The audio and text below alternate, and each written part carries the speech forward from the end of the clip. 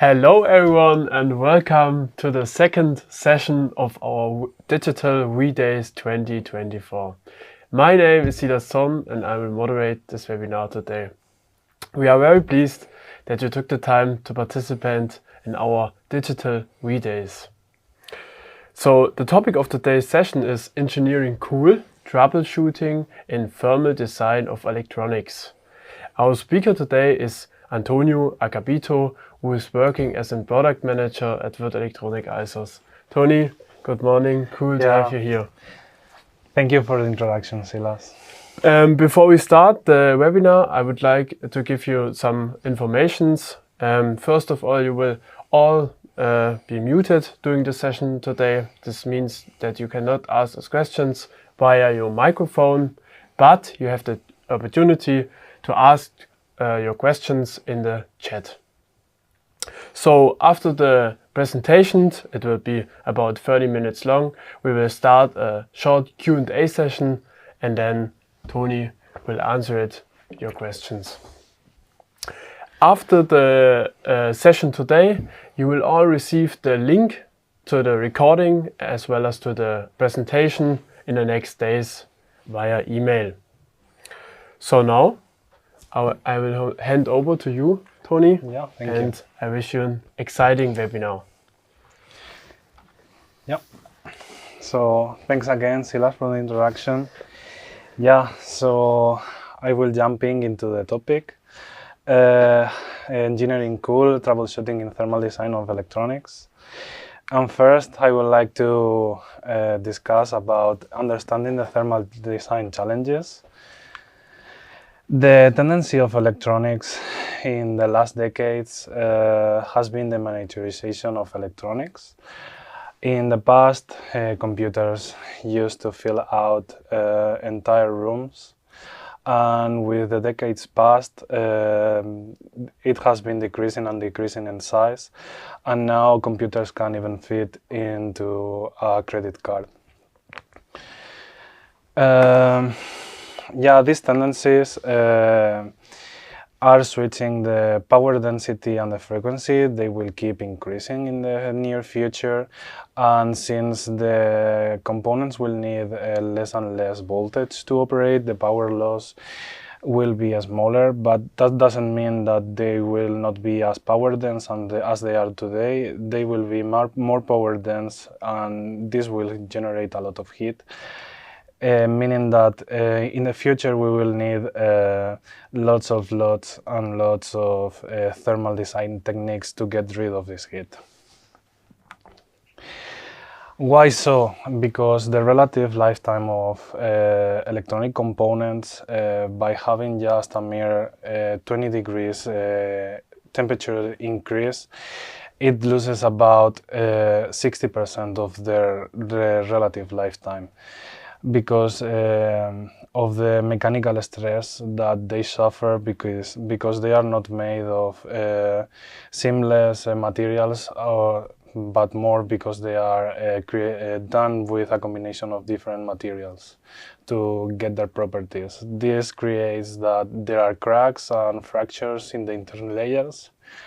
And also, even though that we can see here that about 50% of the device failure is related to temperature, the other device failures that may occur, that are vibration, dust, and humidity, get worse as the temperature increases and this thermal expansion appears. Now I would like to jump into our case study. I will do a really easy case study of thermal management on rectifiers. So for a case study, we have to put ourselves into the mind of a thermal engineer. And normally what the thermal engineer has to focus on is in 4 stages. First, they have to define the case scenario they are dealing with. Then they have to define the system. Then they have to find the related values for the thermal resistance, and then do a final assessment. As for the definition of this case scenario, we have to define our thermal budget and the case scenario.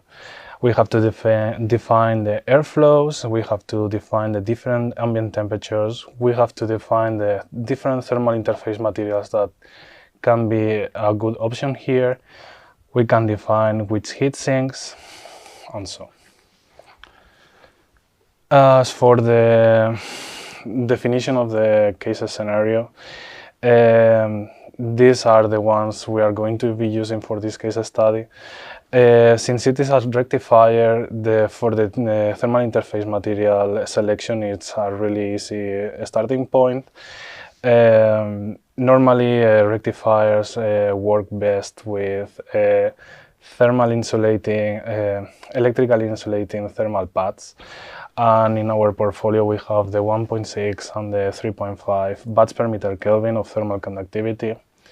Normally, for heatsink of a rectifier, what works best are small fans of about 200 to 400 linear feet per meter. And then, since we don't know in which conditions the rectifier and the PCB are going to be in, we have to estimate different ambient temperatures, in this case 20, 40 and 60 degrees. And we have defined by electronic design that the forward current of the component has to be 10 amps. With all of this, we can do an electrical thermal analogy, and from this we can take a guess at which is the temperature on the junction of the component. So, as we discussed before, the power dissipation, we have to take a look into the rectifier's datasheet. Since 10 amps is what is being forwarded, so we are assuming that a duty cycle of 1 is being used. We can take a look into the datasheet and we can see that we are having a power dissipation of around 9 watts. With this, we can go into our case study and change the parameter to a dissipated current of 9 watts. Knowing that we have to dissipate 9 watts, we can go into the heatsink datasheet and we can calculate and estimate how much the heatsink resistance is going to be. So we have the two airflows, the 200 and 400 linear feet per meter. So we have that there will be an increase of about 29 to 34 degrees above the ambient. So since there is not an easy way to measure a heatsink's performance, it's always safe and a good habit to add about 20 to 30% safety margin to the thermal resistance of it. So the calculation for the thermal resistance of a heatsink is the rise above temperature, ambient temperature divided by the dissipated power plus the margin we are willing to take. So we have that for 200 linear feet per meter, it's about 4.7 Kelvin per watt, and for 400 linear feet meter is about 4 Kelvin per watt. Then the resistance from the junction to case, we can get it directly from the rectifier's datasheet. In this case, since there is two resistances, the thermal resistance we will take is for the backplate, and normally it's represented as the thermal resistance case to heatsink, and in this case is about 0.50 Kelvin per watt. Also, in our case scenario, we consider two different thermal interface materials. So we are assuming that we are using a clamping force of about 34 newtons per centimeter squares, since it's a component that has to be screwed in. We can get that the thermal impedance in this case for the different materials are 3.94 Kelvin centimeter square per watt and 1.81 Kelvin centimeter square per watt. Since we got the thermal impedance before, and what we need for this case is the thermal resistance, we just have to take a look into the rectifier's area of contact with the heatsink and just do a small calculation to get the thermal impedance, the thermal resistance, sorry. So it will end up being about 0.57 Kelvin per watt and 0.25 Kelvin per watt. So now we can see that we got all of the information we needed to make the assessment, and this is just an example of how the calculation will be done. So we guess that for this case the temperature ambient was going to be 20 degrees, and the sum up of the thermal resistances, it was about 5.7 Kelvin per watt multiplied by the dissipated power, so we got 71.38 degrees for the first case. So here we can see all of the cases, and I forgot to mention that the last requirement for this case study was that the junction temperature of the component didn't have to reach 120. So all of our case studies are under this thermal budget, but we have one case that the junction temperature is going to be 62.75 and the worst one is going to be 111.93. So are the electrothermal analogies a good estimation tool? So in reality, the thermal resistance model is a unidimensional analysis. That means that it assumes that all of the heat goes through one direction and there are no more sources or emissions. Also, it is a static analysis, so the values we will get are from when the system reaches a thermal balance, and also using a higher thermal performing thermal interface material has a limit, and at some point it will have a larger impact to change the heatsink or the airflow. So we have to take these conclusions as a reference to start simulations and then prototyping.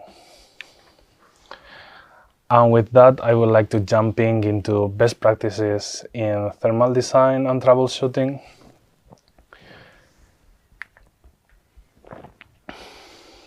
So mainly for thermal management, we can take a look into 4 stakeholders or players, and normally are changes we can do at PCB level, thermal interface material level, heatsink level, and cooling level. So let's take a look at what we can do at PCB level. So in the past, when almost all of the components were THT, the PCBs acted as a physical support that allowed the communication between components, and all of the heat had to go through directly to the air. But this was not an issue in the past because the sizing of the components was bigger than the ones they are today. With the transition to SMD and the miniaturization, now about 80 to 90% of the heat goes through the PCB to the ambient. A normal PCB of one of the past where it used to be made of FR4, and the thermal conductivity of FR4 was about 0.25 to 0.3. But now, since the thermal problems are a rising topic, more and more PCBs are being made of copper, which has a thermal conductivity of about 380 watts per meter Kelvin. Also, for what we can do as thermal designers in the PCB is to try to spread out the components as much as possible. For the electronic criteria, yeah, for sure, the components have to be really close to have a good connection. But for thermal criteria, if two components are getting really hot, it's better to have them spread out. As an example, we can see in the right side, it's a PCB that is mounted vertically with no external air supply or anything. One component alone can reach out about 38 degrees. But as soon as we stack them and spread them out around the PCB, we can see that they get hotter and hotter just by sharing this thermal ambient that they have surrounding. Then we can jump into the thermal interface materials. Normally it is a safe thing to guess that we have a heat source and a cooling assembly, and the thermal interface materials work to carry the heat from the heat source to the cooling assembly. And mainly we have two types of thermal interface materials. We have gap fillers and we have heat spreaders. For the thermal interface materials or gap fillers, what they do is they just fill a gap that in the past was air, and with that they help dissipate the heat with the cooling assembly. Then for the heat spreader, what they do is they take a hot spot, and what they do is try to share this hot spot through the whole cooling assembly. Why is the need for gap fillers? So there's no even surfaces in neither the polished heat sinks, neither on the components. And this will lead that even though they are applied using pressure, some small air gaps will still be there, leading to a high temperature difference between both matting surfaces. So the purpose of the gap fillers is to fill out these air gaps and create a smaller temperature drop between both matting surfaces. As for the heat spreaders, they are normally done by synthetic graphite, and they have a higher thermal conductivity than aluminum or copper that are widely used heatsink materials. And as for heat sinks, normally the most common ones are the extruded and the pin fin ones.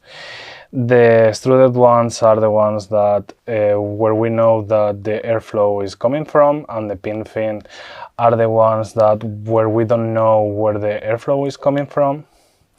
But we have to be careful with the heat sinks, since normally the thermal interface materials are really thin, and this can create a capacitance, and they can inject stray currents into the heat sinks that have to be controlled and returned to the sources. How to do so? With grounding clips, metallic spacers, or shielding cabinets. Then for the cooling, we can control normal things like the airflow direction, the fan placement, the fan sizes, noise levels if they are in a critical space, airflow obstructions, the fan speed control, and redundancy in case they break. And as for conclusion, the sooner we go into the R&D, the sooner we go into the thermal design, the cheaper it will get. If we go into R&D with the thermal calculations and then prototyping and simulation, it will be much cheaper than going into production, since in production there will be no changes done to the PCB, and in R&D they can be changes done to the PCB. Yeah. Also, thermal design is an iterative process, Normally calculations like we saw today give an estimated error of about 10 degrees. That it's really nice, but the error can go as high as 20 degrees or more, since, as I said, it doesn't take into account many other factors like what is happening in the surroundings, like pressure drops, too high power density in the PCB that you are not taking into account, and so. The simulation normally gives an estimated error of about 2 to 5 degrees, which is really nice. And prototyping normally doesn't give you any error. So normally what is best is to cycle through the calculations, the simulation and the prototyping to find the right thermal design. And why is important the thermal design? Because it improves the reliability of components, it reduces the risk of failure, and enhances the performance of the products. So, any questions?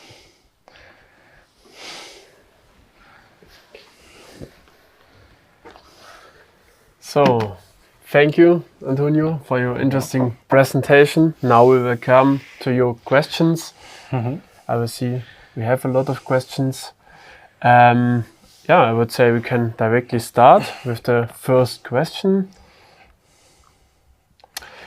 What's better, a higher thermal conductivity or a smaller thickness? So there's a limit on how high the thermal conductivity of a component has an effect on the performance.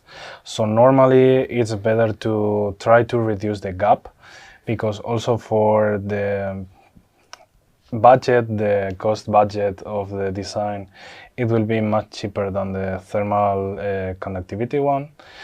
So as a first prototyping option, it will be better to try to reduce the gap as much as possible with the heatsink, instead of going for a higher thermal conductivity. Okay, thank you.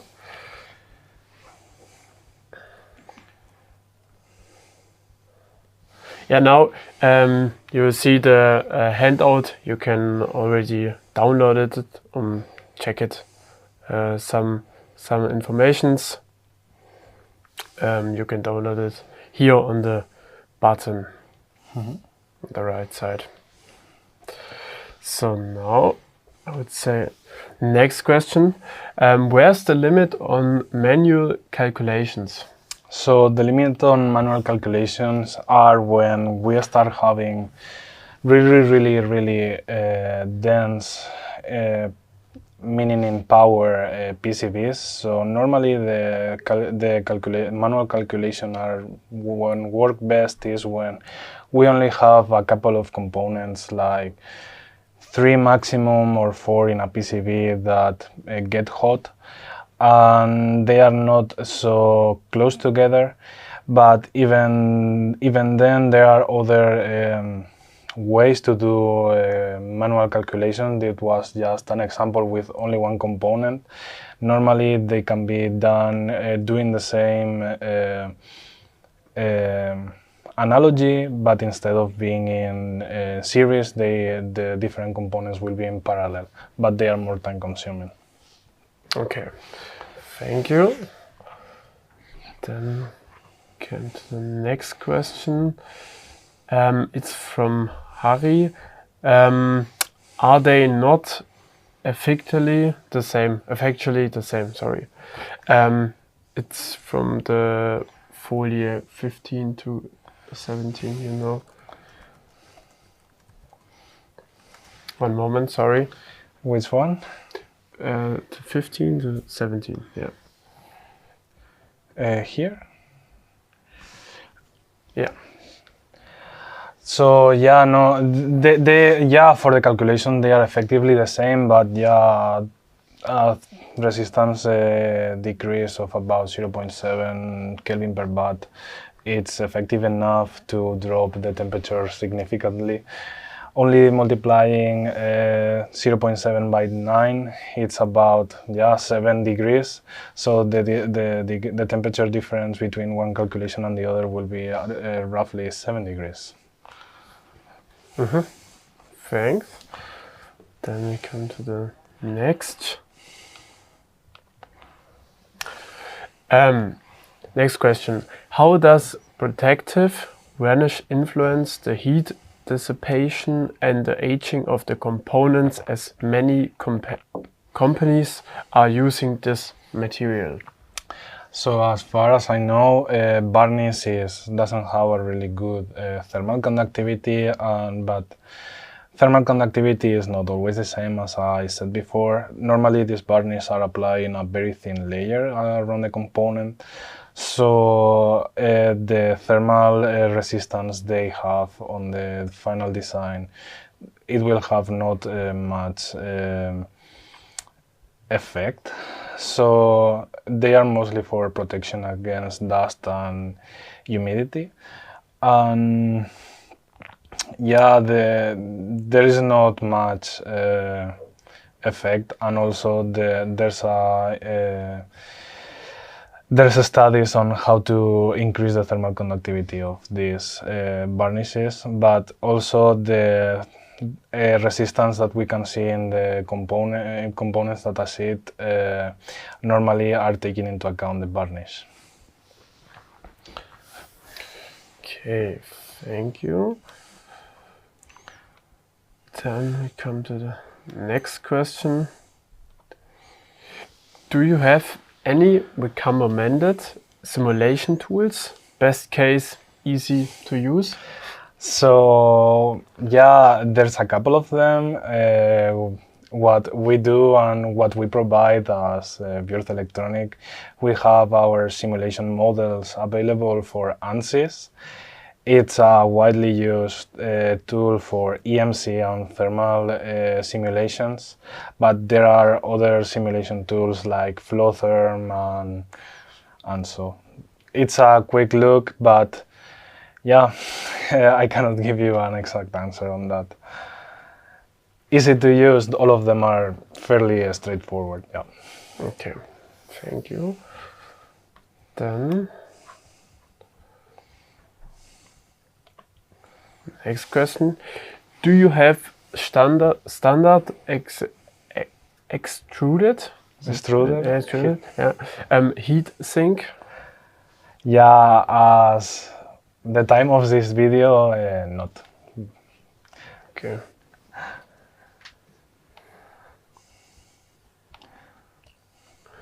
Then next question.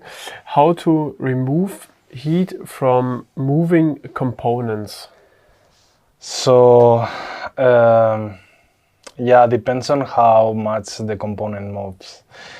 If they are only vibrating in the same space, normally gap fillers are made of silicone, so they are really good at taking account into that. And if the component is moving more than that, normally thermal via thermal pipes or other kind of solutions work best. Okay. Then next question. I did not understand how heat spreaders work and how they are used. Please elaborate. Yeah, for sure. Let me find the slide again.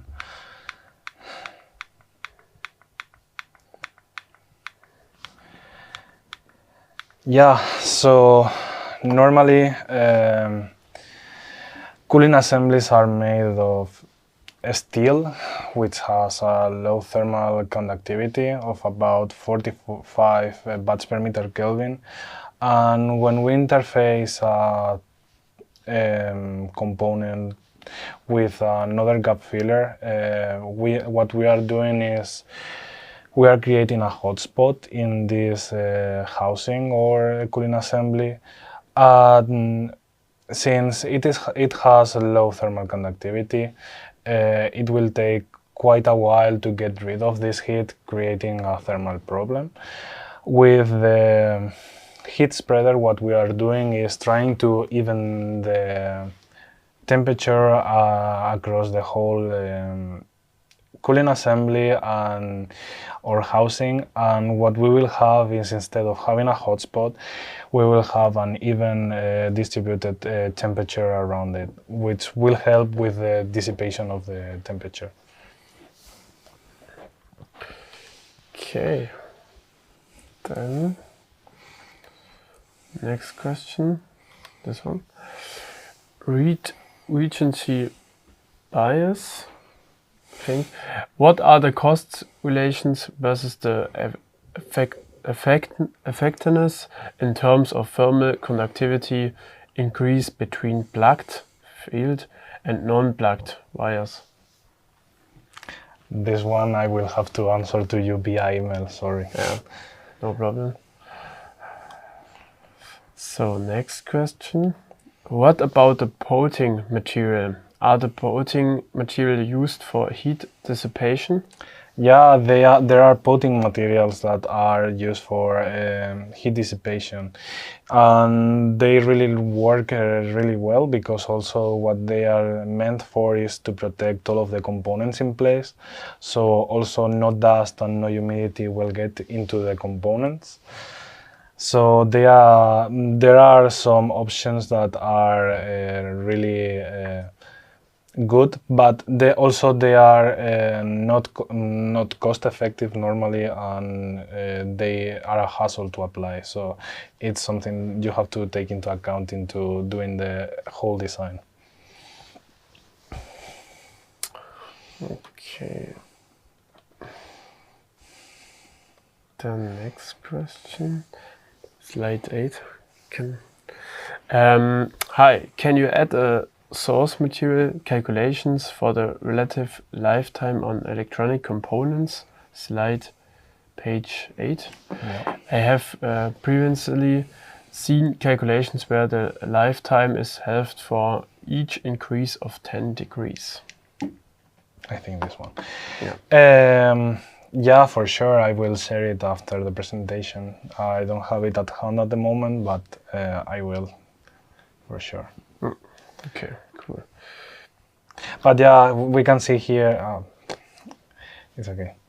No, I can. Yeah, but we can see here that only jumping from 20 to 30 degrees, we are going from the 100% relative lifetime to about 60%, and then going from 30 to 40, we are jumping from 60 to 40, and so it's about the same as you read. Okay. Then I would say last question. Regarding simulation tools, Gecko Circuit is a LT-Spice-like tool now available under GPL license. Yeah, that's no question, sorry. Yeah, but thank you for sharing. It is really nice of you. Okay. Okay, then I see no more questions. If you have any questions, then you can write an email, or you can write in the chat, and then Tony will answer it then via email in the next days. So, Tony, thank you for your interesting presentation and for all the answers of the questions. And I hope you enjoyed it. And hopefully we see you in the next session of the Digital We Days 2024. Thank you and goodbye. Yeah, thank you very much. Bye bye.